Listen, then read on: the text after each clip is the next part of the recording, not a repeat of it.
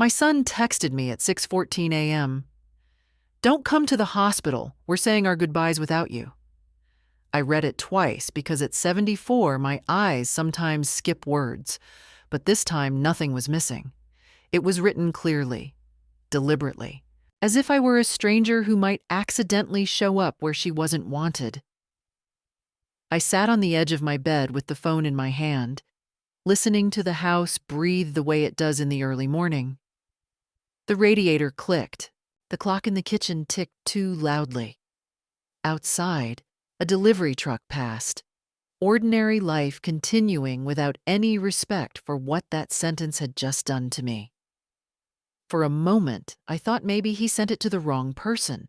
Then I felt the familiar heaviness settle in my chest, the one that comes when you realize this wasn't a mistake at all. I typed back a single word, "Why?" then erased it. I didn't want an explanation crafted by someone else. I didn't want to beg for permission to exist.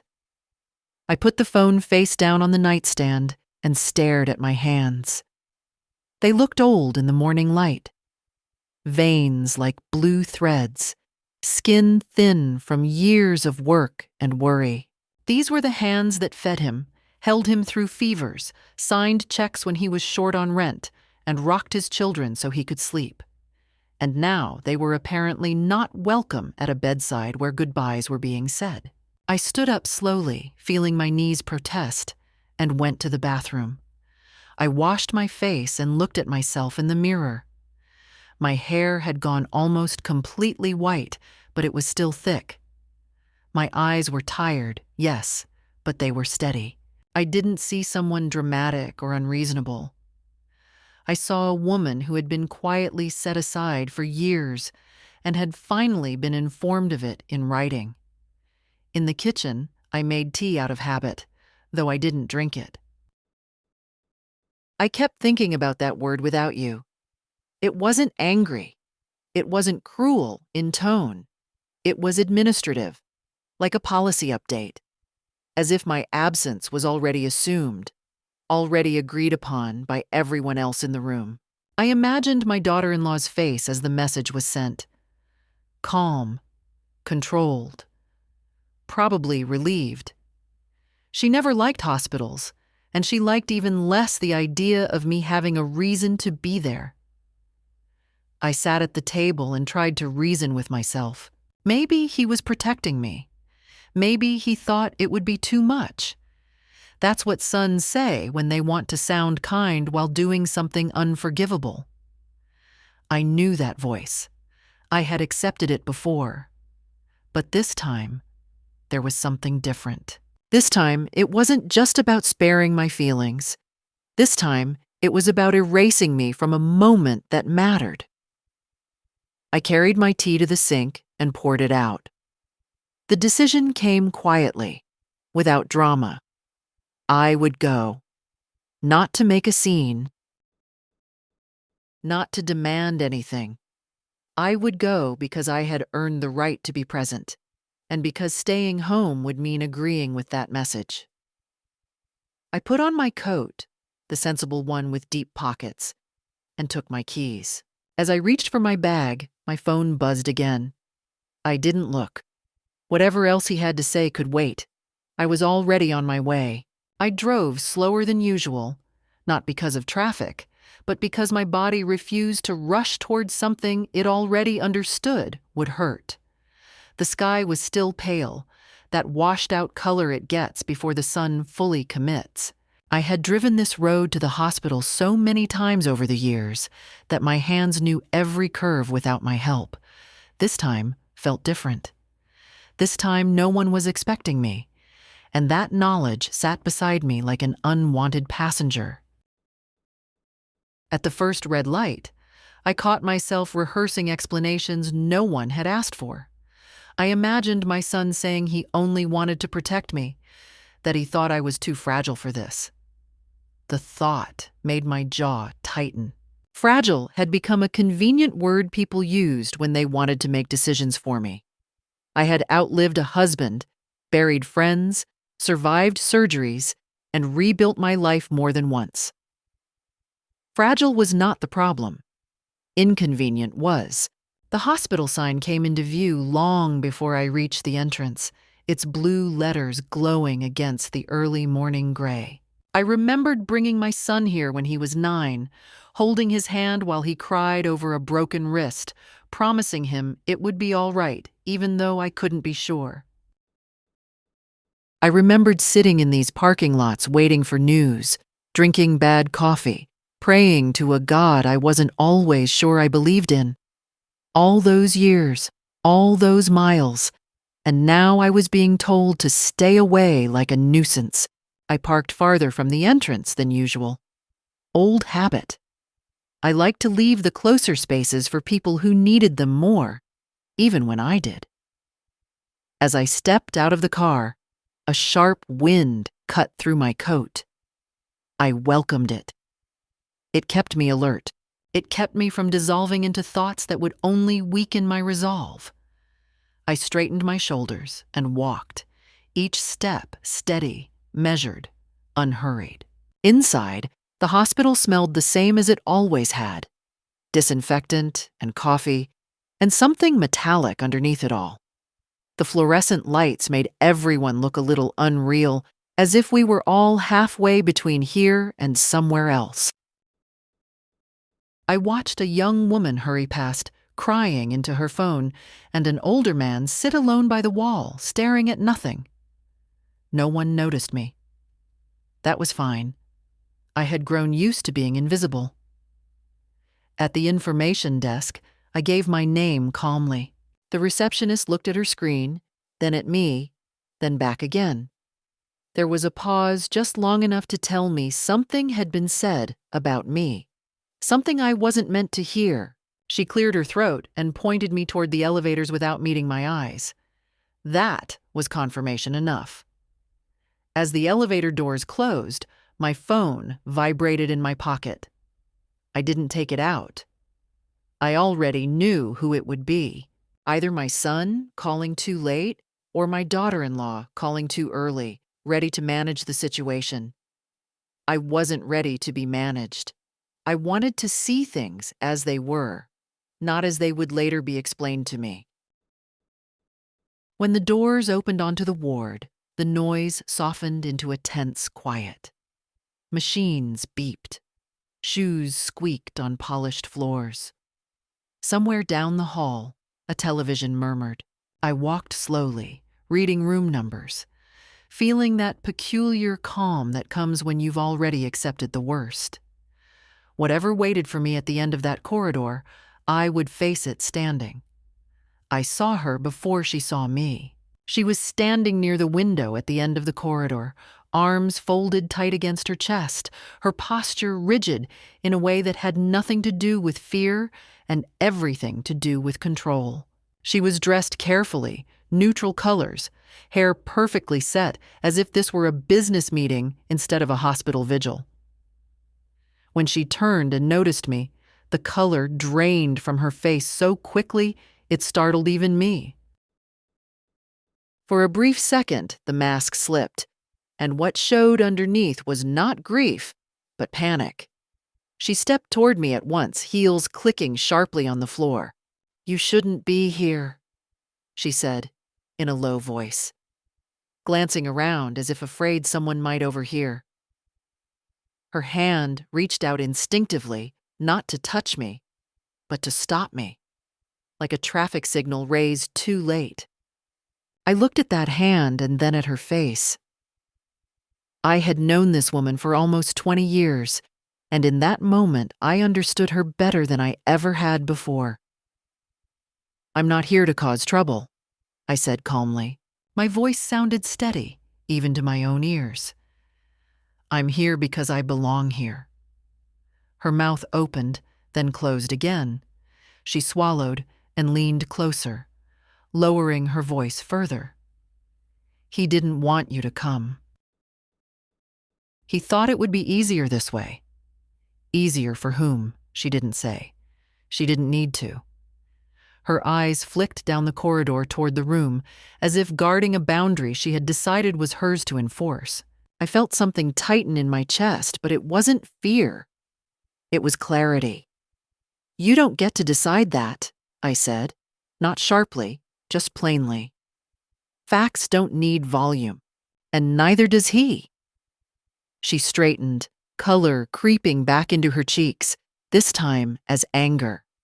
"You always do this," she snapped quietly. "You show up and make everything about you."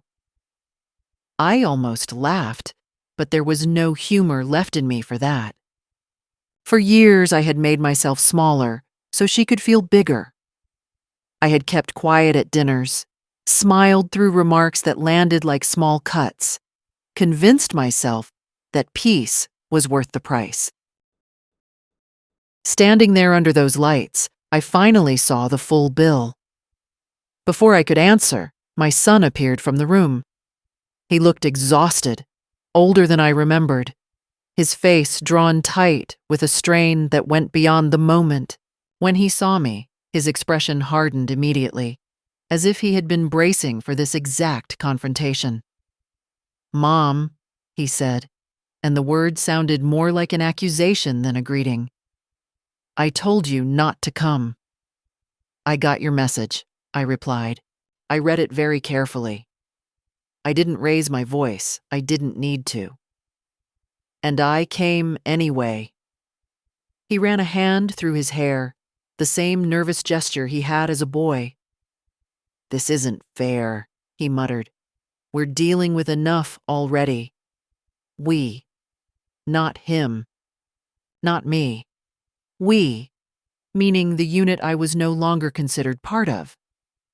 I looked at him then, really looked, and saw how practiced he had become at standing beside her instead of facing me. "I won't stay long," I said.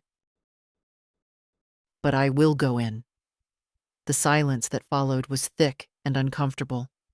She stared at him, waiting for him to correct me, to put me back in my place. He hesitated, just long enough for me to recognize the choice being made. Then he stepped aside. Not toward me, away from the door. It wasn't permission. It was surrender. And I walked past them both without another word. The room was quiet in the way only hospital rooms are, a silence broken not by voices, but by machines that insisted on reminding everyone that time was measured now in numbers and alarms. I stood there for a moment, letting my eyes adjust, letting myself take in what I had come to see. Then I heard footsteps behind me and knew the conversation I had avoided in the corridor was about to happen anyway. My son closed the door gently and came to stand beside me. He didn't look at the bed. He looked at the floor, as if the pattern in the linoleum required his full attention. "You shouldn't have come," he said again, quieter this time, but firmer. "We agreed on this." That word, agreed, hung in the air between us. "We didn't agree on anything," I replied. "You informed me. There's a difference." I kept my eyes forward. I had learned long ago that if I looked directly at him during moments like this, I might soften out of habit. Habit had done enough damage. He exhaled sharply. "You don't understand what this is like for us." His voice carried the edge of accusation, as if my absence had been an act of generosity I was now refusing to appreciate. "She's barely holding it together." "We're trying to keep things calm."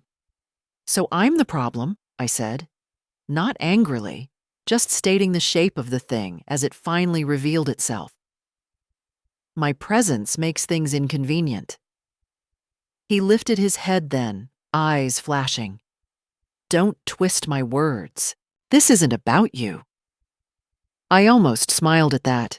It was always said with such certainty, as if repetition could make it true. "You make everything harder," he continued. "You ask questions. You bring emotions into it. We don't need that right now." I turned to face him slowly. "I bring emotions because I have them," I said. "And because I've earned the right to feel them here." My voice did not waver. I was surprised by that. If that's inconvenient, that's not my failure. He opened his mouth, closed it, then tried again. You're not thinking clearly. You're tired. You should go home. Home. As if this place, this moment were not also part of my life. As if I had been visiting instead of waiting my turn for decades. Behind him, I could see his wife watching us through the glass panel in the door, her expression tight and calculating. She nodded slightly when she caught his eye, a small signal I had seen countless times before. It was the look that said, "End this now." He hesitated, then straightened, drawing on a confidence that was not entirely his own. "We're handling this," he said. "You don't need to be involved." That was when something inside me finally settled. Not broke. Settled. "I've been involved since before you could speak," I said quietly. "I will not be uninvolved now, because it's more convenient for you." I stepped past him, back toward the bed, signaling the end of the discussion without raising my voice or asking permission. He didn't follow. He didn't stop me. He stood there, caught between obedience and something that might once have been shame, and let the silence answer for him. I stood at the side of the bed and let my bag slip from my shoulder to the floor. The man lying there looked smaller than I remembered, as if illness had quietly taken pieces of him while no one was watching. His breathing was shallow, uneven, the kind that forces you to count without meaning to. I took a chair and sat down, careful not to make noise, as though volume itself could disturb whatever fragile balance remained. For a long moment, I said nothing. I had learned that the important things do not arrive on command. I watched his chest rise and fall, listened to the machine mark time with soft, indifferent beeps, and waited until my thoughts settled into something steady. Then I reached out and took his hand. It was warm, surprisingly so, and heavier than I expected. Alive. Still here. "I came anyway," I said quietly. I wasn't sure if he could hear me, but I spoke as if he could, because that was the decent thing to do. They thought it would be easier if I didn't. I felt my throat tighten, but I didn't stop. I had never believed in dramatic last words. Life rarely provides the setting for them. "You were never good with conflict," I continued, my voice low and even.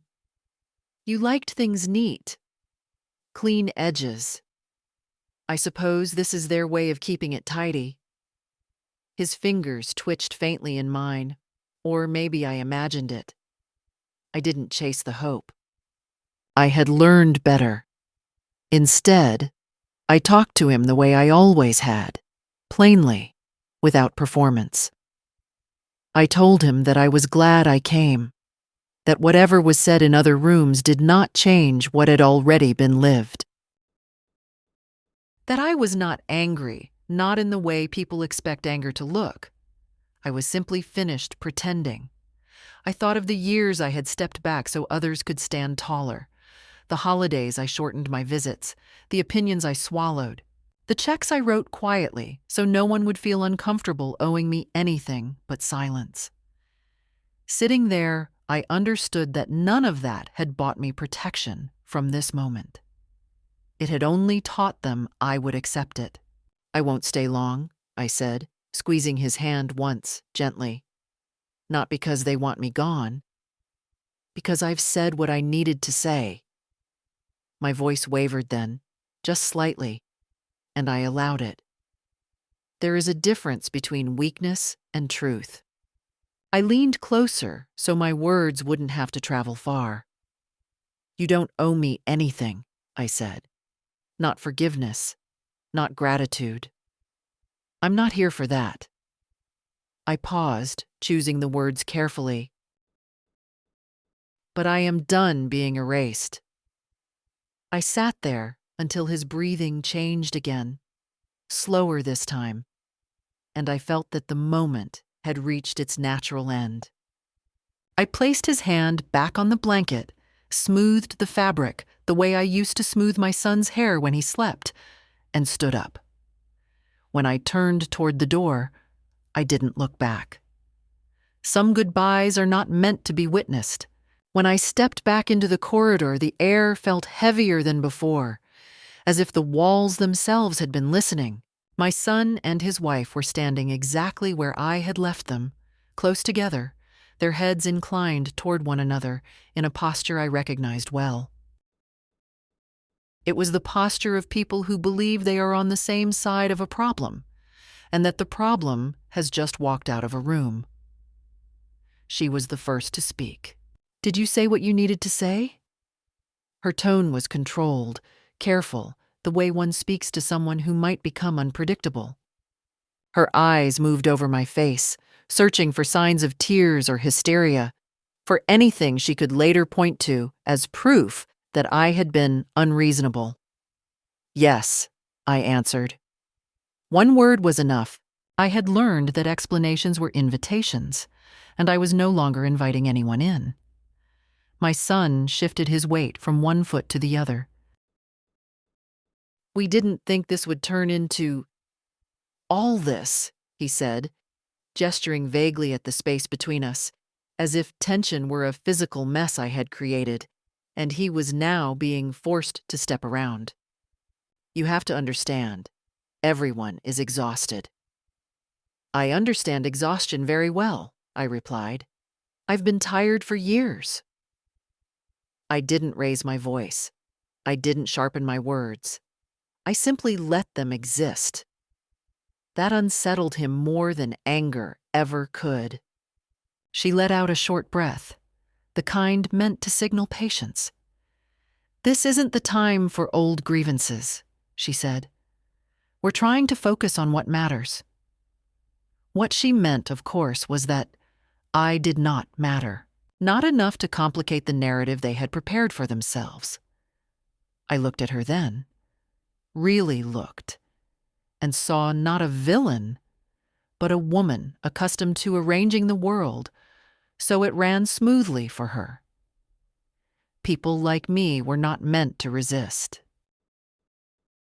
We were meant to adapt quietly or disappear. "What matters," I said slowly, "is that I was told not to come, not asked, not considered, told." I paused, letting the words settle. That's not care. That's control. My son flinched at that. "That's not fair," he said automatically, but his voice lacked conviction. Fairness had never been a priority when silence was easier.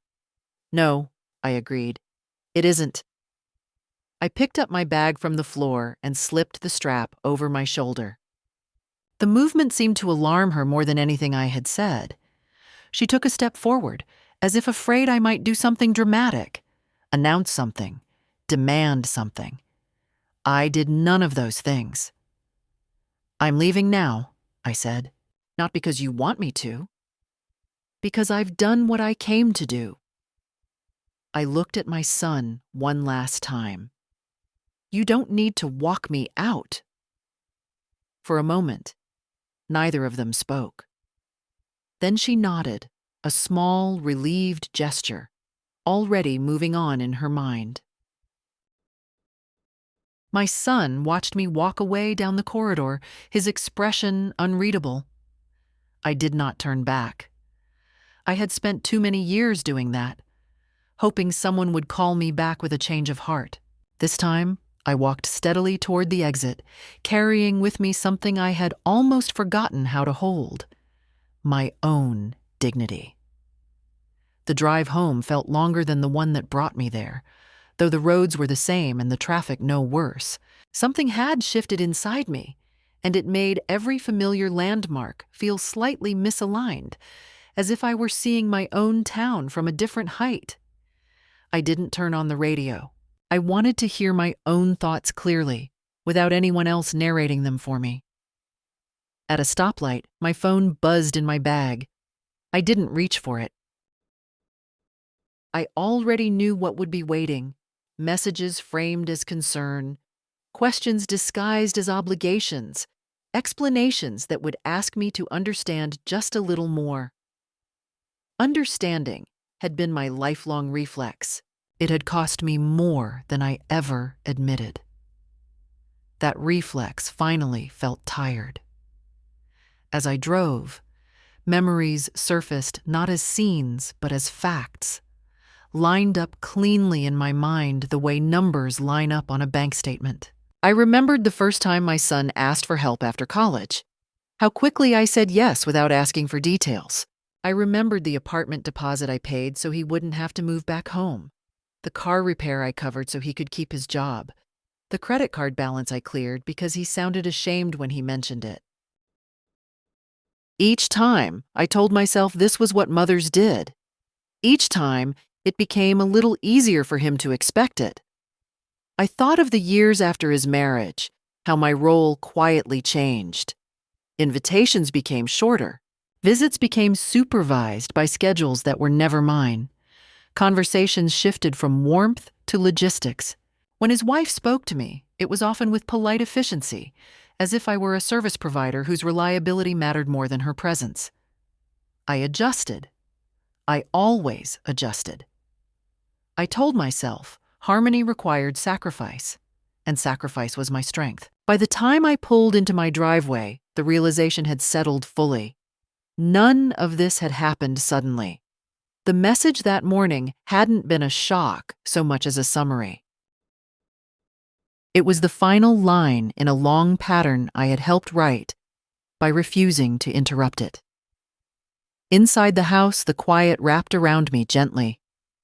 I hung up my coat, set my bag down, and stood in the middle of the living room for a moment, taking stock. The furniture was old, but solid. The photographs on the wall showed a life that had been full, even if parts of it had gone unacknowledged. I sat down slowly, feeling the weight of the day catch up with my bones. My phone buzzed again, this time closer, more insistent. I took it out and looked. A missed call from my son. A message beneath it. "We need to talk." I read it once and placed the phone face down on the table.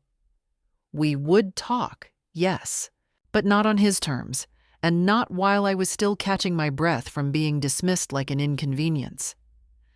I went to the kitchen and made myself a cup of tea, this time drinking it while it was still hot.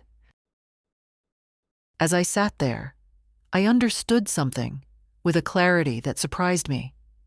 The pain I felt was real, but it was not new. What was new was my refusal to smooth it over for the sake of everyone else's comfort. I had spent decades being reasonable.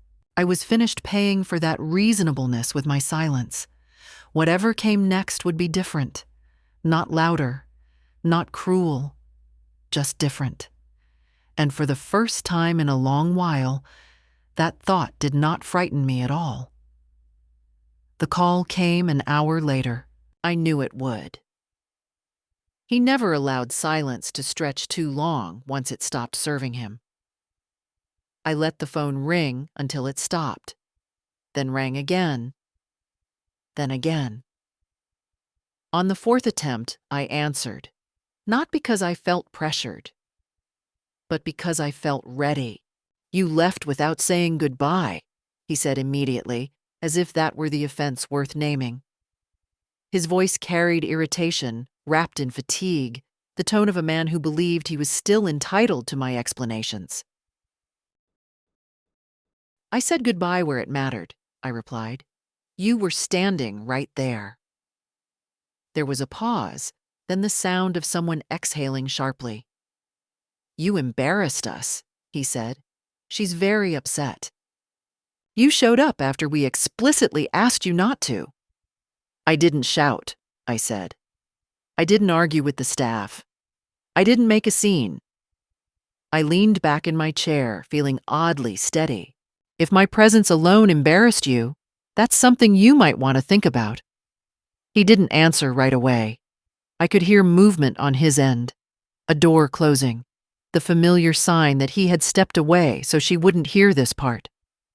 "You always do this," he said more quietly. "You turn things into moral lessons." I almost smiled. "No," I said. "I turn them into truths. The lessons come later if anyone is paying attention." His patience finally cracked. "Do you have any idea what she's been dealing with?" he demanded. "She's been holding everything together. She didn't need you complicating things." "There it is," I said, not accusing, observing. "So this is about managing her feelings. And the way to do that was to remove me." "That's not what I said." "It's exactly what you said," I replied. "You just used nicer words." He fell silent again, and I let it stay that way. I was done filling gaps he created. When he spoke next, his voice was harder. "You have to stop acting like a victim. No one is pushing you out." I closed my eyes for a moment, not from hurt, but from the sheer familiarity of the line. "I was told not to come," I said. "I was treated like a disruption.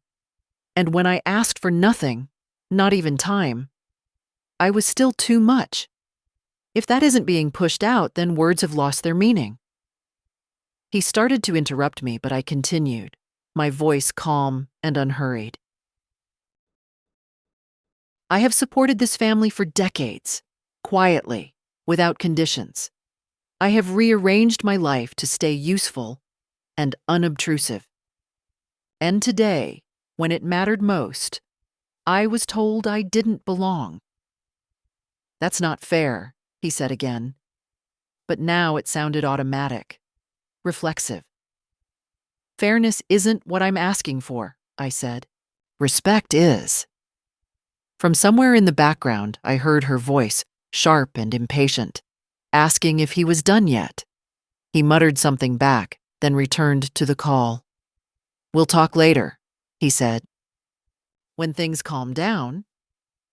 I nodded, even though he couldn't see it. "We will," I agreed. "But understand this. I'm not calming down anymore just to make things easier for you." I hung up before he could respond and set the phone aside. My hands weren't shaking. My chest wasn't tight. What I felt instead was a clean, unmistakable line being drawn. For the first time, I had named the problem out loud. And once named, it could no longer pretend to be love.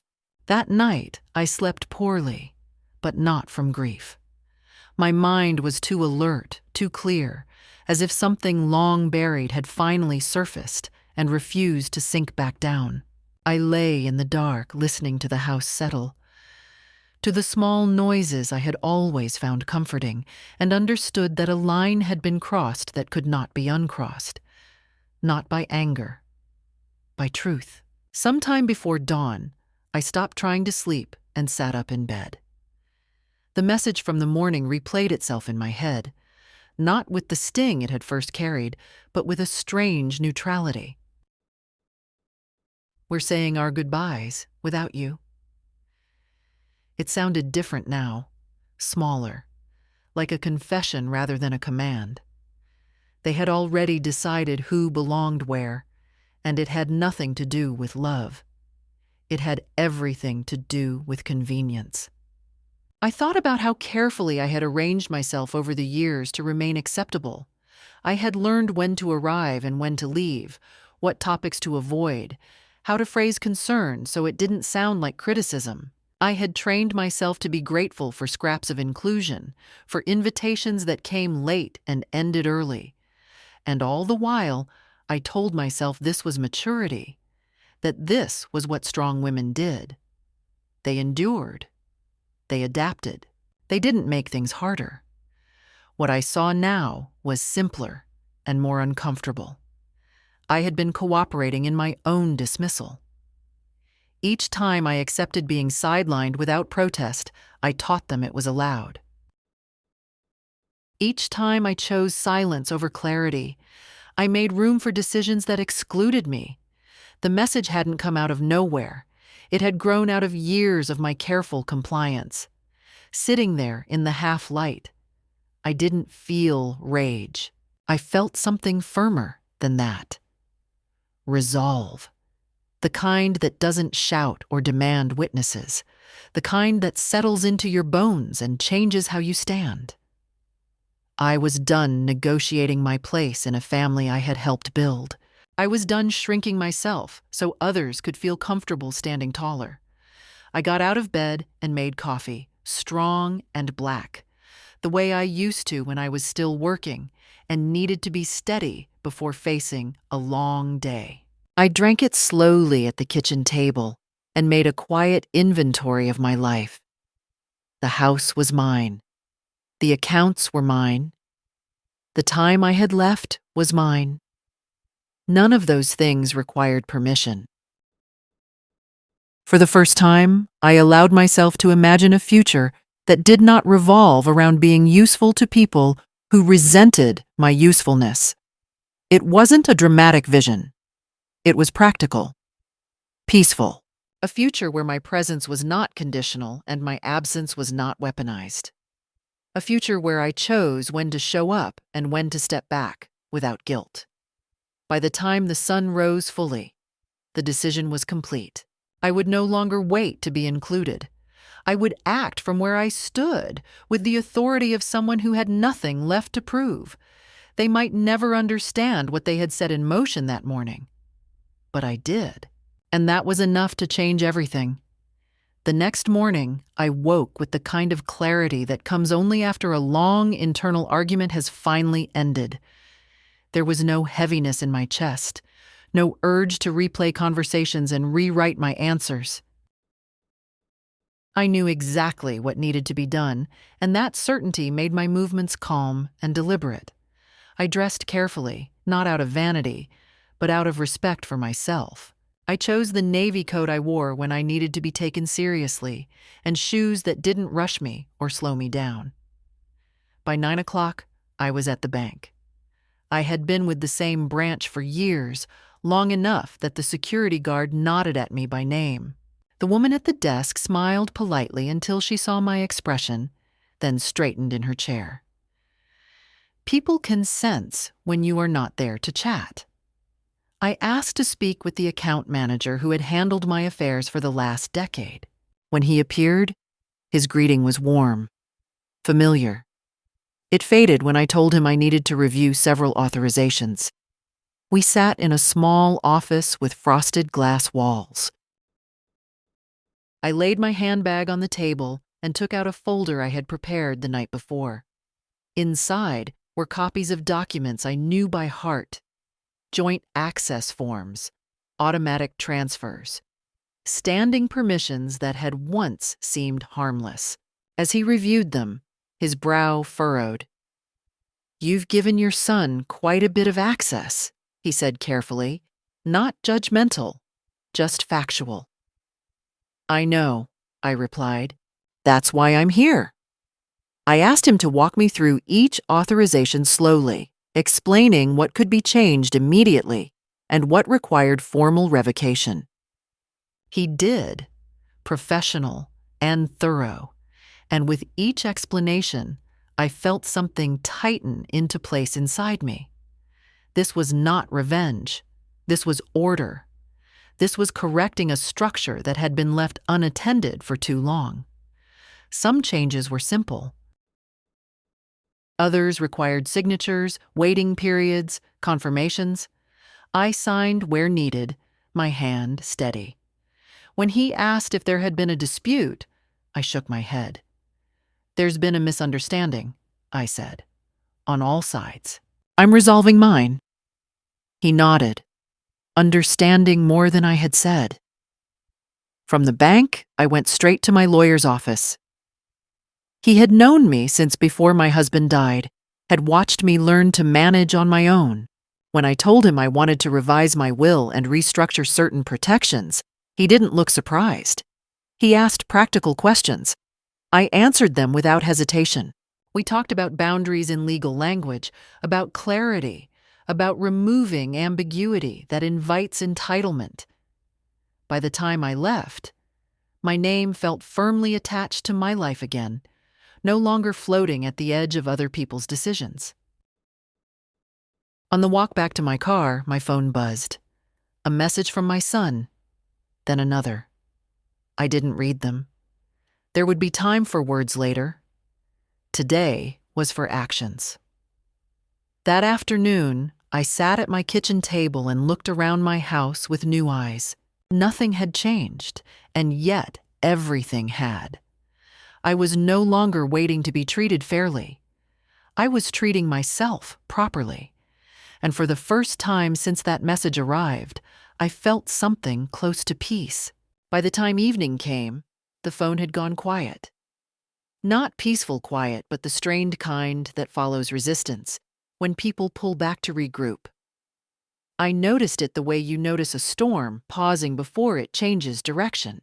For years, silence from my son had meant punishment, a way to remind me of my place. That night, it felt different. It felt like recalculation. I heated soup for dinner and ate slowly, seated at the table instead of in front of the television. I wanted to stay present in my own life, not half listening for footsteps that weren't coming.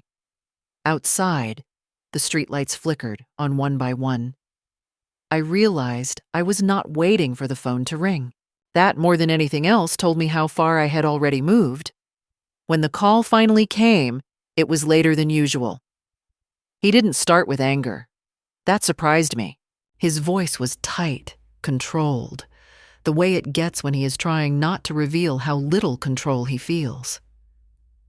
"The bank called," he said, without greeting. "They said some things have changed." "Yes," I answered. "They have." There was a pause, then a sharp breath. "You didn't think to tell me?"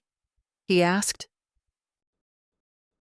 The question carried an old expectation, the assumption that I would always warn him before moving in my own life, as if my decisions existed primarily to support his stability. "I didn't need permission," I replied, "and I didn't need to announce it." His frustration finally broke through. "You're punishing us," he said, "over a misunderstanding." "No," I said calmly. "I'm correcting one." I leaned back in my chair and waited. Silence is powerful when you stop being afraid of it.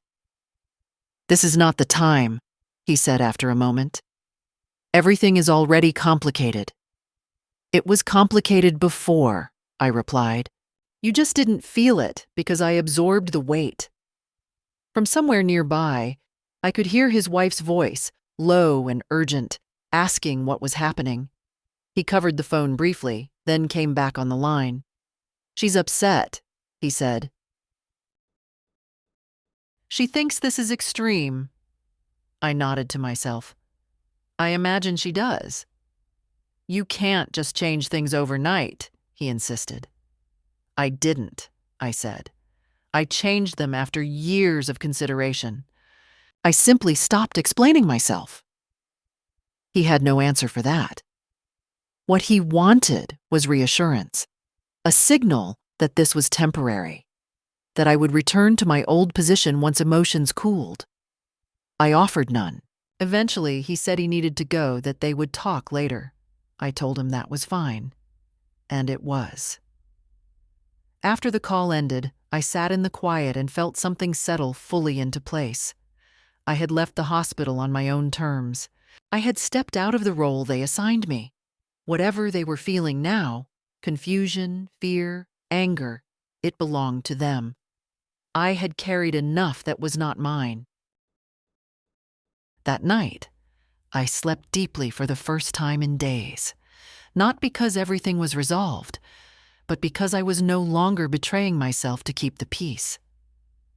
The following days unfolded more quietly than I expected.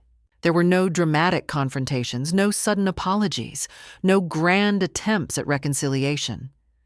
What there was instead was distance, and for once, it did not feel like exile. It felt like space. I moved through my house with a new awareness, noticing how much of my daily routine had been shaped around other people's needs. I changed that, gently but deliberately. I rearranged the kitchen cabinets so the things I actually used were within easy reach. I threw out stacks of old paperwork I had kept just in case someone needed it someday. I found objects I hadn't touched in years and asked myself honestly why I still owned them. The answer, most of the time, was habit. And habits, I was learning, could be unlearned. In the afternoons, I walked more. Slowly, but farther. The neighborhood hadn't changed, but I had. People greeted me, some by name, some with polite nods. I realized how many relationships I had neglected while focusing on being available to my family. I stopped at a small cafe I used to pass without entering because I was always on my way somewhere else. I sat by the window and drank coffee without checking my phone. No one needed me. The world did not collapse. When my son finally came by, unannounced, I was not startled. I had sensed it coming the way you sense weather shifting. He stood on my porch looking unsure, hands in his pockets, the confidence he carried so easily at work noticeably absent. I invited him in without warmth or coldness, simply as one adult invites another. He talked about stress, about fear, about how everything felt like it was slipping out of control. I listened without interrupting.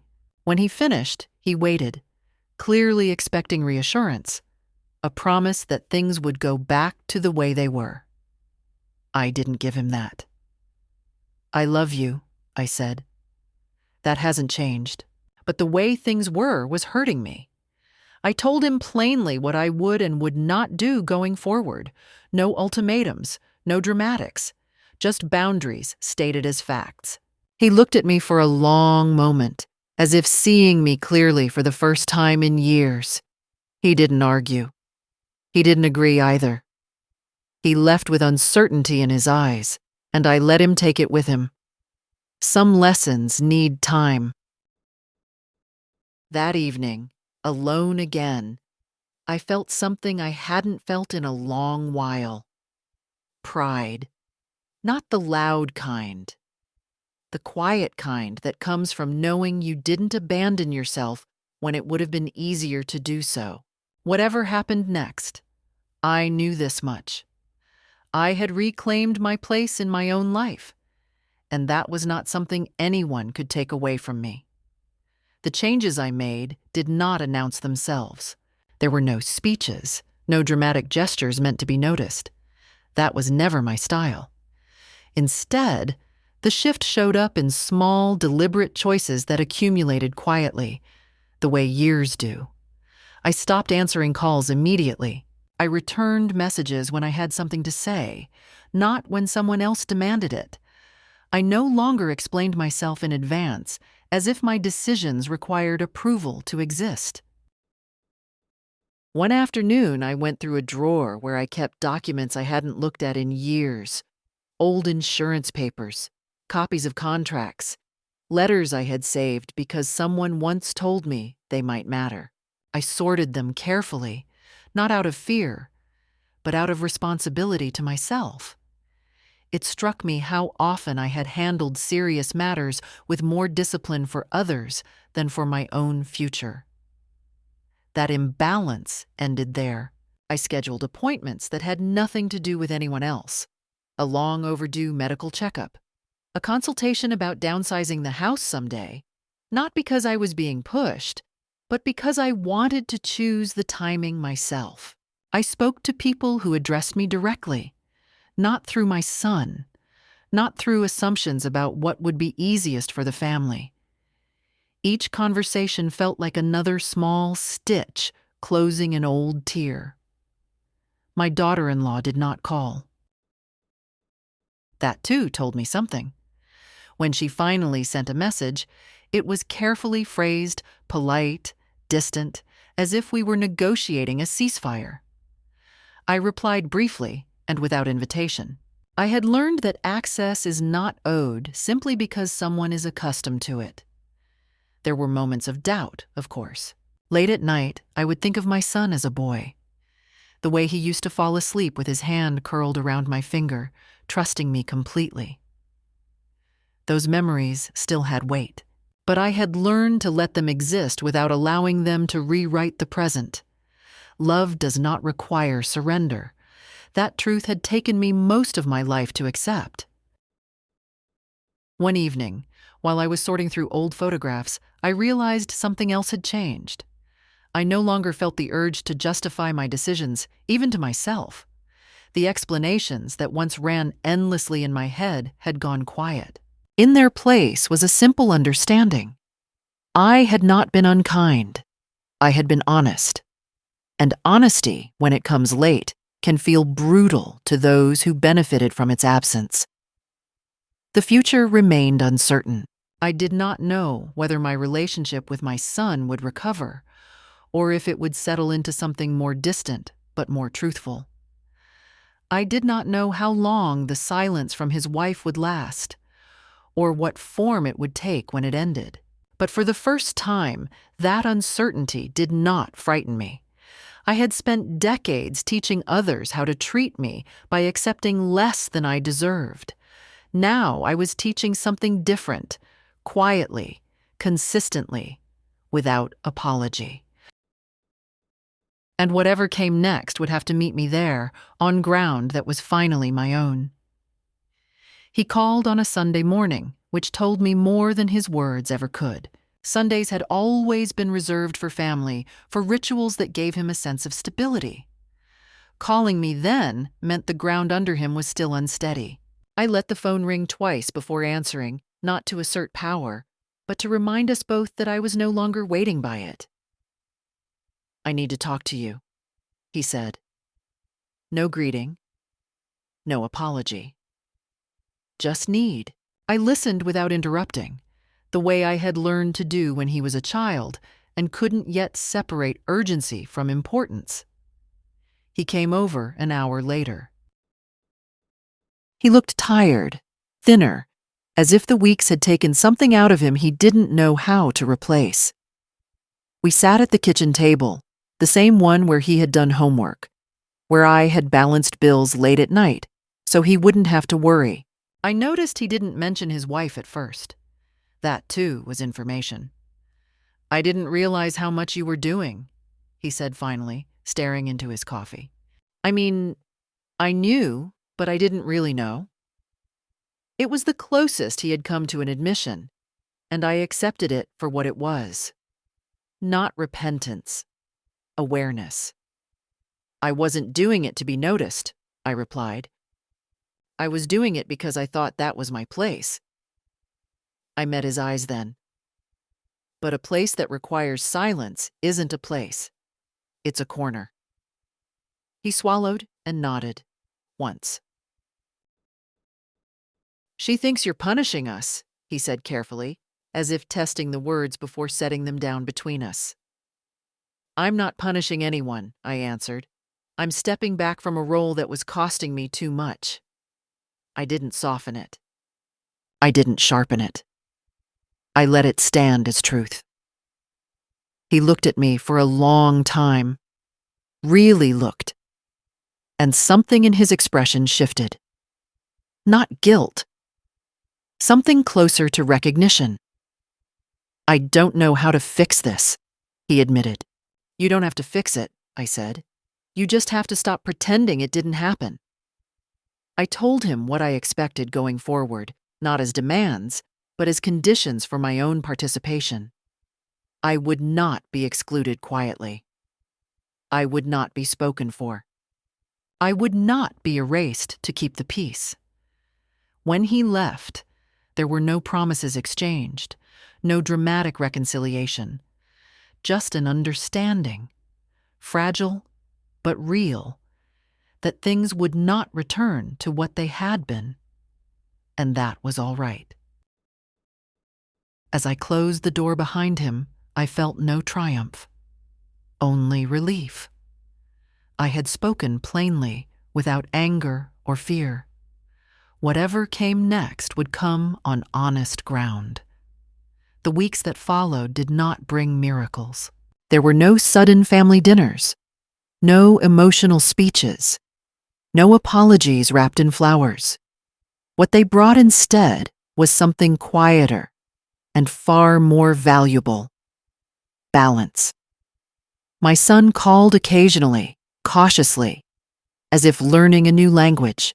His wife kept her distance. I let her. Peace does not require unanimous approval. I settled into a rhythm that belonged to me. Mornings started slowly. I read the paper cover to cover again, not skimming headlines while waiting for someone to need me. I cooked food I liked, not food chosen for other people's preferences. I rested when my body asked for it, without justifying why I was unavailable. For the first time in years, my life felt proportionate to my age, not stretched thin by other people's expectations. One afternoon, I walked past a mirror in the hallway and caught my reflection by accident. I stopped. The woman looking back at me was old, yes. There were lines I hadn't noticed before, shoulders not as straight as they once were. But there was also something else. A steadiness. A dignity that comes only after you stop negotiating your worth. I nodded to her, almost amused. It had taken me more than 70 years to arrive here. I thought often about that message from the hospital. How small it seemed now. How much power I had once given to a sentence typed in haste and fear.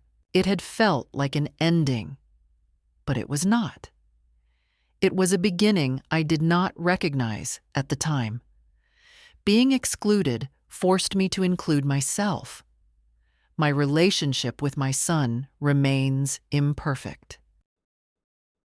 Some things, once broken, do not return to their original shape, but they can become honest. And honesty, even when it leaves space between people, is kinder than closeness built on silence. He knows now that I will not disappear quietly.